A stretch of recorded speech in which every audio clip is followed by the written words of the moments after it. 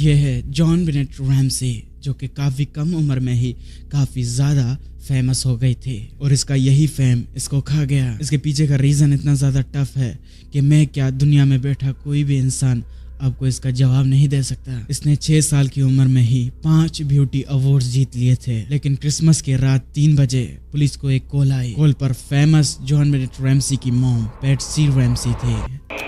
911 emergency. Police. What's going on? 515th Street. What's going on there, ma'am? We have a kidnapping. Hurry, please. Explain to me what's going on, okay? There's a note left and our daughter's gone. A note was left and your daughter is gone? How old is your daughter? 6 years old. She's blind. 6 years old. वो काफ़ी ज़्यादा घबराई होती है। वो police को बताती है कि उसकी बेटी जॉन बेनेट घर से गायब हो चुकी है और वो बताती है कि हमें एक नोट मिला है जिस पर $1,18,000 मांगे गए हैं किडनैपर की तरफ से। लेकिन इसके आगे एक और अजीब बात लिखी हुई थी। आगे इस केस में आपको ऐसी ऐसी बातें पता चलेंगी जो आपके दिमाग को हिला के रख देंगी। और उस वक्त इन बातों ने वहाँ की पुलिस को हिला के रख दिया था। इस घटना को सर अंजाम देने वाला मास्टरमाइंड नहीं बल्कि मास्टरमाइंड्स का बाप था, बिल्कुल किसी मूवी की तरह। और इस पर अमेरिका में काफी ज्यादा टीवी शोज और मूवीज बन चुकी हैं। इस केस को लास्ट तक देखना क्योंकि आपका दिमाग आपके सामने सवालों के बाढ़ लाने वाला है।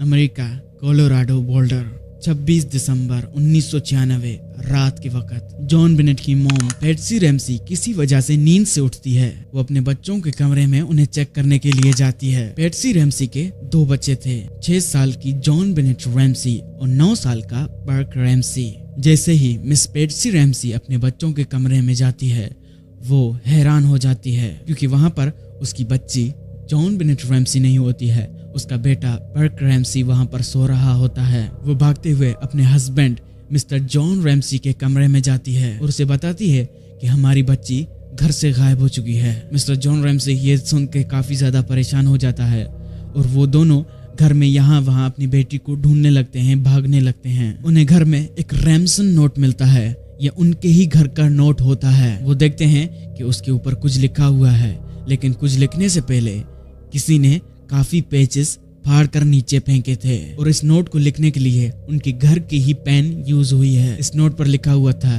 डियर मिस्टर जॉन रैमसी, आपकी बेटी हमारे कब्जे में है और हमें $1,18,000 चाहिए। $1,18,000 ये वही रकम थी जो आज से कुछ महीने पहले मिस्टर जॉन रैमसी को बोनस के तौर पर उसे उसके ऑफिस से मिली थी। और आगे लिखा हुआ था 99.2% चांसेस हैं कि हम आपकी बेटी को जान से मार देंगे अगर आपने पुलिस को बताने की गलती की तो। मिस्टर जॉन रैमसी और पैट्सी रैमसी पुलिस को बुलाते हैं। पुलिस घर में आती है और वो देखती है कि घर की कुंडी अंदर से बंद थी। जब जॉन बेनेट रैमसी घर से गायब हुई, बाहर बर्फ गिर रखी थी तो बर्फ के ऊपर भी किसी के पैरों के निशान नहीं थे। घर में एंट्रेंस के लिए एक मेन डोर था और इसके अलावा और कोई एंट्रेंस का रास्ता नहीं था और घर में किसी ने जोर जबरदस्ती घुसने की कोशिश भी नहीं की थी और अगर की भी होती तो दरवाजे के ऊपर जरूर कोई ना कोई निशान या डेंट जरूर आता। और पुलिस को इस दौरान शक होता है कि जब किडनैपर घर में घुसने की कोशिश कर रहा था तो जरूर कोई ना कोई आवाज तो जरूर हुई होगी। तो ऐसा कैसे पॉसिबल है कि मिस्टर जॉन रैमसी और पैट्सी रैमसी नींद से ना उठे हों। खैर पुलिस बाहर इन्वेस्टिगेट करने लगती है, जॉन बेनेट रैमसी को यहाँ वहाँ ढूंढने लगती है। लेकिन पूरे 8 घंटों के बाद मिस्टर जॉन रैमसी किसी वजह से अपने घर के बेसमेंट में जाते हैं और वहाँ पर उन्हें जो दिखता है वो उन्हें काफी ज्यादा दुख पहुँचाता है। वो देखता है कि उनकी बेटी वहाँ जमीन पर काफी बुरी हालत में पड़ी हुई है। उसका गला किसी लंबी और पतली वायर से बंधा हुआ है और उसके मुंह के ऊपर टेप लगा हुआ है और उसकी जिस्म काफी जगह से कटी हुई है। हाउ इट्स पॉसिबल कि उनकी 6 साल की बेटी बेसमेंट में इसी हालत में मिले और उन्हें पता भी ना चले कि कब ये सब हो गया। मिस्टर जॉन रैमसी पुलिस को बुलाते हैं। पुलिस जल्दी ही क्राइम सीन पर पहुंचती है। पुलिस ने पहले घर की तलाशी ली ही नहीं थी, और लेती भी क्यों, क्योंकि साफ साफ नोट पे लिखा हुआ था कि वो किडनैप हुई थी, तो जरूर वो बाहर ही कहीं होगी। पुलिस को बदकिस्मती से बेसमेंट में कोई भी ऐसा सबूत नहीं मिलता। जॉन बेनेट रैमसी की बॉडी को जब पोस्टमार्टम के लिए भेजते हैं तो पता चलता है उसे किसी ऐसी चीज से इतनी देर तक मारा गया है जब तक उसकी जान नहीं चली जाती, और उसके कपड़ों के ऊपर एक डीएनए मिलता है। इसके बाद तो पुलिस का सीधा सीधा शक जॉन बेनेट के मॉम, उसके डैड और उसके बड़े भाई पर जाता है कि इन्होंने ही मिलकर अपनी बच्ची को मारा है। पूरे 3 साल तक ये शक पुलिस का इनके ऊपर ही बना रहता है, लेकिन फिर बोल्डर शहर की डिस्ट्रिक्ट अटॉर्नी उन्हें रिहा कर देती है, क्योंकि उनके खिलाफ कोई भी सबूत नहीं मिला, क्योंकि उनका डीएनए उस डीएनए से मैच नहीं करता, और उनकी राइटिंग भी रैमसन नोट से मैच नहीं खा रही थी। अब पुलिस की लिस्ट में दूसरा नाम आता है बिल मैकरिनोल्ड्स। ये एक बूढ़ा आदमी होता है जो जॉन बेनेट की मोहल्ले में ही रहता है। ये अक्सर क्रिसमस पे सेंटा की क्लोथ पहनता है। ये एक बूढ़ा इंसान होता है, और इसकी भी एक बेटी होती है जिसको कुछ साल पहले किडनैपर्स ने किडनैप कर लिया था, और किडनैप होने के बाद वो कभी अपने घर लौट कर नहीं आती है। बिल ने पुलिस को बताया कि उसको जॉन बेनेट के मरने पर इतना दुख हुआ है जितना उसे अपने हार्ट ऑपरेशन पे भी नहीं हुआ था। बिल का जब हार्ट ऑपरेशन हुआ था तो जॉन बेनेट रैमसी ने उसे ग्लिटर से भरी एक बोतल गिफ्ट की थी, और बिल को ये क्यूट सा गिफ्ट इतना ज्यादा पसंद आया कि उसने अपने वाइफ को कहा कि अगर वो मर जाता है तो ये ग्लिटर उसके साथ दफना देना। बिल पर शक करने की एक और भी वजह सामने आती है।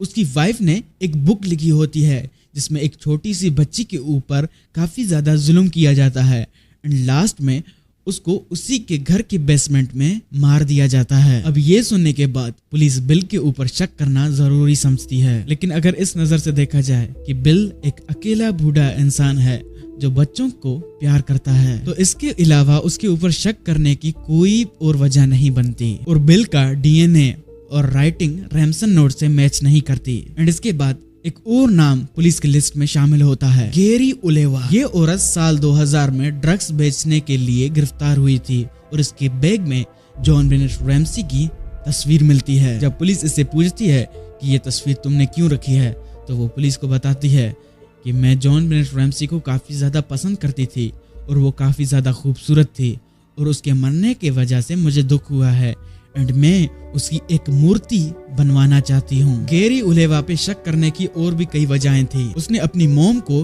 टेलीफोन की वायर से मारने की कोशिश की थी, और वो साल 2016 में चाइल्ड पोर्नोग्राफी की वजह से पकड़ी भी गई है। उस वक्त तो पुलिस उसे छोड़ देती है, लेकिन फिर से साल 2016 में ये गेरी उलेवा चाइल्ड पोर्नोग्राफी की वजह से पकड़ी जाती है, लेकिन गेरी उलेवा का डीएनए भी उस डीएनए से मैच नहीं करता, और ना ही उसकी राइटिंग रैमसन नोट की राइटिंग से मैच होती है। इस लिस्ट में अब चौथा नाम था जॉन मार्कर का। इस बंदे ने खुद ही साल 2006 में जर्नलिज्म के एक प्रोफेसर माइकल ट्रेसी को ईमेल किया था। वो इस ईमेल में कहता है कि उसने ही जॉन बेनेट रैमसी का मर्डर किया है, क्योंकि वो उससे बहुत ज्यादा प्यार करता था। मैं उसके घर उससे क्रिसमस पे मिलने जाता हूँ, वो अपने बेड पर सो रही होती है, मैं उसे बड़े प्यार से उठाकर उसके घर के बेसमेंट में ले जाता हूँ। मैं उससे नुकसान नहीं पहुँचाना चाहता था, लेकिन उसकी नींद खुल जाती है और वो मुझसे पूछती है कि मैं कहाँ हूँ, तो मैं उसे कहता हूँ बेसमेंट में। तो वो रोने लगती है, तो मुझे